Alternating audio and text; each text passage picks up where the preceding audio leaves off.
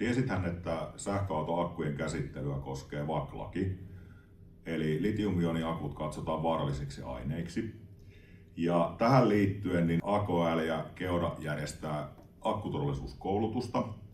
Koulutuksen sisältö liittyy hyvin pitkälti akkujen käsittelyn korjaamolle ja myös niiden pakkaamiseen ja lähettämiseen.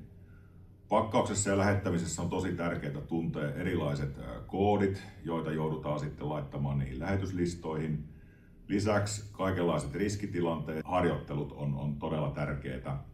Myös käytännön keissit, varastointiratkaisut, muut tullaan käymään verkkokoulutuksessa läpi. Meillä on 4 verkkokoulutusta syys-, loka-, marras-, joulukuussa. Ja verkkokoulutus kestää 4 tuntia Teamsin välityksellä ja meillä on tällä hetkellä siellä tarjouksessa AKL-jäsenille 30% alennus. Nyt kannattaa ilmoittaa.